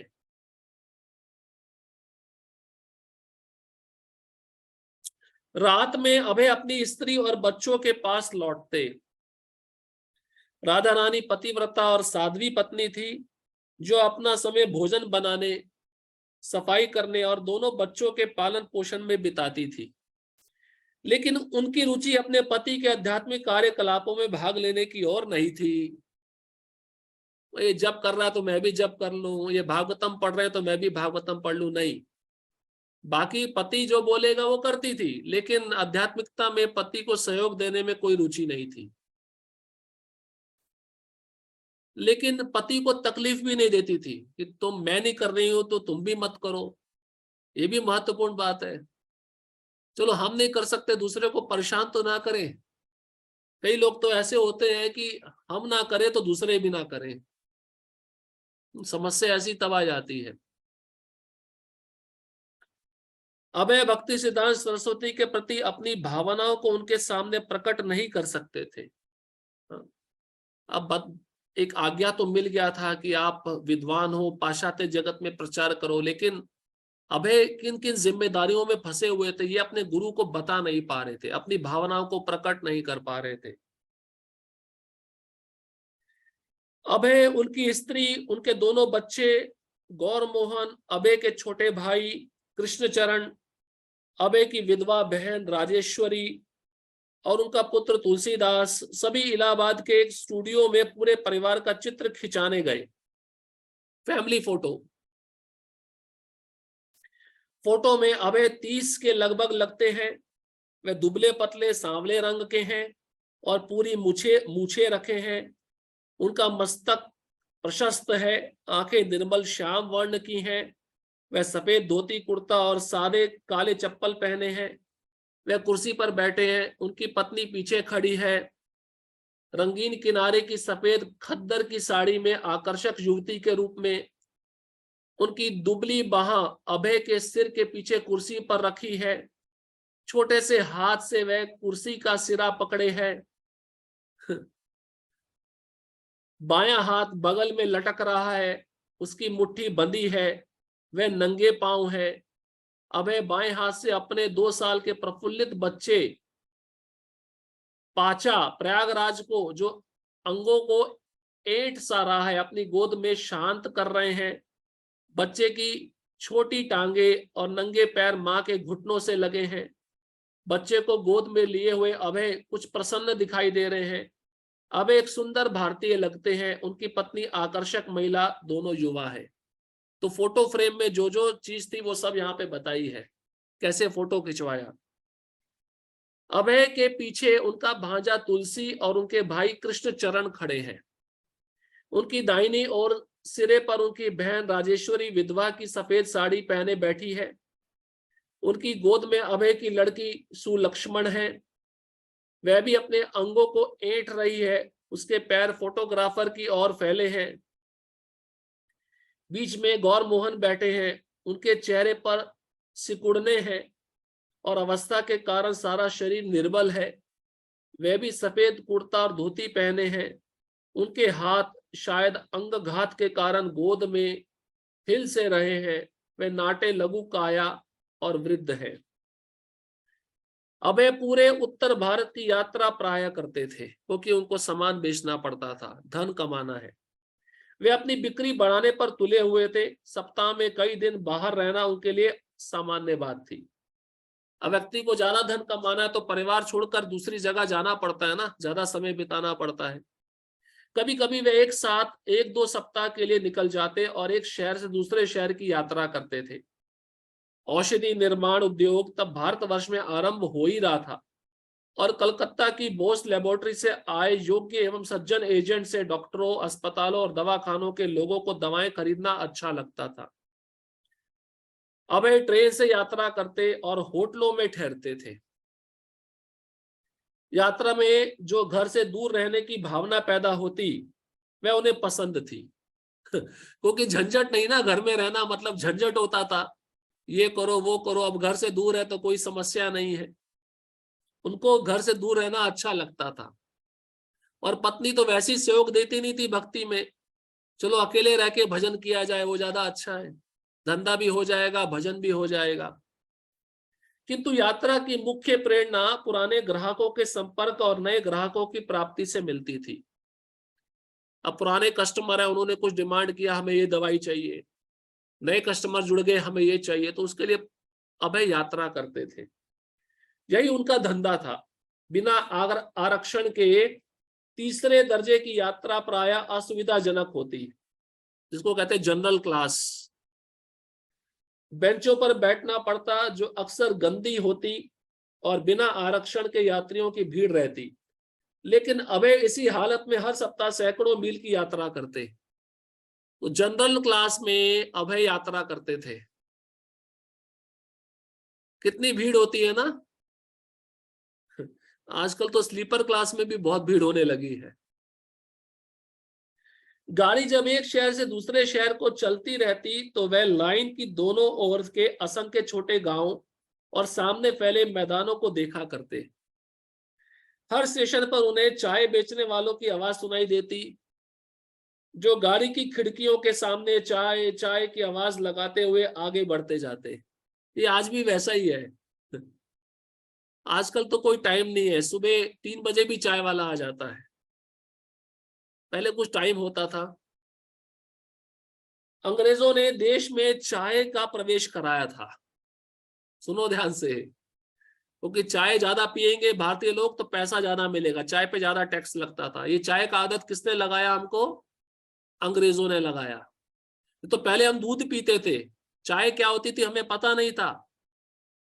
कृष्ण ने हमको दूध मक्खन सिखाया, अंग्रेजों ने हमको चाय पीना सिखा दिया। आजकल बेड टी होता है, बेड टी, सुबह उठते ही चाय चाहिए, और सुबह उठते ही नशा चाहिए, नशा। भगवान का नाम स्मरण नहीं, नशा चाहिए। और अब लाखों लोगों को विश्वास हो गया था कि सवेरे ही एक छोटा गिलास गर्म चाय के बिना उनका काम नहीं चलेगा। कई लोग कहते भी हैं भाई चाय पिलाओ, चाय के बिना हमारा दिन नहीं गुजरेगा। कई लोग तो एक दिन में 15-15 गिलास चाय पी जाते हैं। चाय पीने से भूख नष्ट हो जाती है, जो उदर में जठरग्नि होती है ना, वो शांत हो जाती है, मंद पड़ जाती है, भूख नहीं लगती। और भूख ना लगने से बीमारी ज्यादा बढ़ती है। पक्के वैष्णव होने के कारण अभय चाय कभी ना छूते, लेकिन उनके लिए यह अप्रसन्नता का विषय था कि उनकी पत्नी नियमित चाय पीने वाली हो रही थी। अब आएगा मजा। अभय चाय नहीं पीते थे, वैष्णव थे, और उनकी पत्नी ज्यादा चाय पीती थी। कैसे मेलजोल बैठेगा अभी? इसलिए प्रपद बोले टी और मी, तुम्हें चाय चाहिए या मैं चाहिए, बताओ, अभी के अभी निर्णय लो। अब जिसको जो वस्तु पसंद होगी तो वही बोलेगा ना। इसलिए उसने मजाक में बोला मुझे चाय चाहिए। वो मजाक बहुत भारी पड़ गया उसके ऊपर, हमारे लिए अच्छा हो गया, उसके ऊपर भारी पड़ गया। प्रभुपाद जी अगर घर नहीं छोड़ते ना तो आज हम यहाँ पे नहीं बैठे होते। ये चाय का ही कमाल है। शायद परमात्मा रूप में प्रभुपाद जी को भगवान ने बुद्धि दिया, ये प्रश्न पूछो। और राधा रानी के मन में भी जो उनकी पत्नी थी, उसमें भी परमात्मा बैठे, उन्होंने भी प्रेरणा दिया तुम ये जवाब बोलो जिससे घर छोड़ दे, और सन्यासी बने, प्रचार करे, संस्था का निर्माण करे, और बहुत सारे भक्त जुड़े।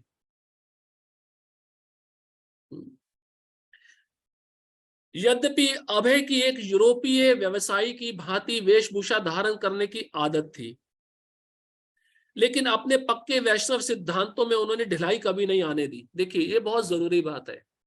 धंधा करने जाते हैं, पैंट कमीज पहनते हैं, ठीक है, लेकिन जब धंधा नहीं है तो तुरंत उतार के धोती कुर्ता पहनते थे। किसी भी प्रकार से उन्होंने समझौता नहीं किया वैष्णव पद्धति में, वैष्णव सिद्धांतों में। ये भक्त को सीखना चाहिए। घर पे आते हैं ना गृहस्थ, तो कम से कम धोती कुर्ता पहनना चाहिए, सत्व गुण है धोती कुर्ता। धोती में हवा पास होती है, पैंट में कहाँ हवा पास होती है। जीन्स तो पूरा टाइट है, ऐसा लोग मैंने देखे हैं, मैं तो हैरान हो जाता हूँ। बोला उनको गर्मी नहीं लगता है। हाँ, धोती देखे कितनी आसान है, बैठने में आसानी, उठने में आसानी। अब धोती पहनकर जो लघु शंका करने भी जाते हैं तब भी आसान रहता है। ये तो अंग्रेजों ने सिखाया खड़े होकर लघु शंका करना। ये पाश्चात्य संस्कृति है, नहीं तो हमारी वैदिक संस्कृति तो हमेशा बैठ के लघु शंका करना चाहिए। तो प्रभुपाद जी से सीखना चाहिए। धोती कुर्ता उन्होंने कभी नहीं छोड़ा। उनके अधिकतर बंगाली साथी मछली खाने में लगे थे। बंगालियों को मछली बहुत अच्छी लगती है, जलेर फल, ये जल का फल है। लेकिन अब होटलों में भी अवैष्णव भोजन खाने से बचने में हमेशा सावधान रहते। अवैष्णव मतलब जो कर्मी के हाथों बनाया गया है उसको भी नहीं खाते थे अभय। एक बार मुंबई के एक निरामिष होटल में, जिसका नाम अंपायर हिंदू होटल था, उनके सामने प्याज परोसा गया था। और कभी कभी होटल के लोग लहसुन, छत्रा मतलब मशरूम, या अंडे तक परोस देते थे। ये मशरूम भी नहीं खाना चाहिए, ये भी तामसी भोजन है, ये गंदे स्थान पे उगता है। प्रभुपाद जी लेक्चर में बोले हैं ये तामसी भोजन है। लेकिन अभय हमेशा ऐसे पदार्थों को खाने से अपने को सावधानी पूर्वक बचा लेते थे। अब जो भक्ति में गंभीर है वो खान पान का बहुत ध्यान रखता है। वो देख परख के जांच पड़ताल करके खाएगा। ऐसा नहीं कि जो मन में आया सामने रखा है खा लो। घर पर पड़ी आदत के अनुसार वे सवेरे ही ठंडे पानी से नहा लेते थे। हाँ। तो प्रभुपाद जी हमेशा ठंडे पानी से नहाए हैं। आगे भी एक वृत्तांत आएगा, जनवरी के महीने में कुंभ मेला में ही इसी इलाहाबाद में 1976 में, जब प्रभुपाद जी शरीर छोड़ने से 1 साल पहले, बहुत ठंडी थी और प्रभुपाद जी का कोई शिष्य मंगल आरती में आया नहीं, क्योंकि ठंडे पानी से नहाना पड़ेगा। प्रभुपाद जी उस अवस्था में जर्जर शरीर में अपने आप गए और अपने आप पानी लेकर ठंडे पानी से नहाए। ये देखकर सारे शिष्य आश्चर्यचकित हो गए। 80 साल का बूढ़ा ठंडे पानी से नहा रहा है, क्योंकि प्रभुपाद जी को आदत थी। यह नियम वे पूरा साल निभाते। ठंडे पानी से ही प्रभुपाद जी नहाते थे। जब वे सहारनपुर में थे तो कठोर जाड़े की ऋतु में भी वे वैसा ही करते थे। जाड़े मतलब बहुत ठंडी के समय भी वो ठंडे पानी से ही नहाते थे, जिसे देखकर होटल वाला स्तंभित रह जाता था। आजकल तो गर्मियों में लोग गीजर के पानी से नहाते हैं, गर्म पानी से नहाते हैं गर्मियों में, ठंडे की तो बात ही छोड़ दो। ये भी मुझे आश्चर्य ही लगता है। बाहर भी गर्मी, अंदर भी गर्मी। कुछ तो नेगेटिव पॉजिटिव होना चाहिए ना, दोनों पॉजिटिव रहेगा कैसे होगा। अबे अपनी यात्राओं के दौरान बहुत से लोगों से बातें करते थे। एक बार ढाका में एक डॉक्टर ने उन्हें बताया कि ऑफिस जाते हुए मार्ग में उसने एक किसान को अपने मित्र से बात करते हुए देखा और किसान की खांसी की आवाज से उसने ये कह दिया कि उसकी मृत्यु कुछ ही घंटों में हो जाएगी। एक दूसरे डॉक्टर ने उन्हें बताया कि वह अभी अभी एक निमोनिया के रोगी को देखकर लौटा है, जो प्रकृति और आयुर्विज्ञान के नियमों की अवहेलना करके जीते जा रहा था। गया में उनकी भेंट एक मुसलमान डॉक्टर से हुई, जिसका रोना यह था कि सबसे अच्छी दवा देने के बावजूद उसका रोगी अभी अभी मर गया है। डॉक्टरी पेशा के लोगों से ऐसे विवरण सुनकर अबे को विश्वास हो गया कि भगवान की इच्छा के बिना किसी को बचाया नहीं जा सकता। ऐसा नहीं है कि दवाएं बेचने को वे जनहितैषी कार्य मानते हो। भक्ति सिद्धांत सरस्वती ने उनके मन में विश्वास जमा दिया था कि किसी व्यक्ति को बचाने का सर्वोत्तम उपाय उसे कृष्ण भावनामृत देना है। अबे की दवाइयां तो केवल व्यवसाय के लिए थी। तो दवाई देते थे, बहुत सारे डॉक्टर लोग आके मिलते थे, हमने बहुत अच्छी दवाई दी लेकिन रोगी बच नहीं पाया। तो प्रभुपाद जी ने फिर यही निष्कर्ष निकाला कि असली दवाई तो ये हरे कृष्ण महामंत्र है। भगवान की इच्छा है उस जीव को बचाने की, तो भगवान की कृपा से वो जीव बच जाता है। लेकिन भगवान की इच्छा नहीं है कि वह जीव बचे, चाहे उसको कितना भी अच्छा दवाई दो, कितना भी अच्छा चिकित्सक हो, तब भी उसको कोई बचा नहीं सकता। तो भागवतम के 7वें स्कंद में भी प्रहलाद महाराज इसी बात को दोहराए हैं। अगर भगवान की इच्छा है कि बच्चा मर जाए, माता पिता कितना भी अच्छा उसका सुरक्षा करे, कितना भी अच्छा देखभाल करे, और कृष्ण चाहते हैं वह बालक मर जाए, तो माता पिता भी उस बच्चे को बचा नहीं सकते।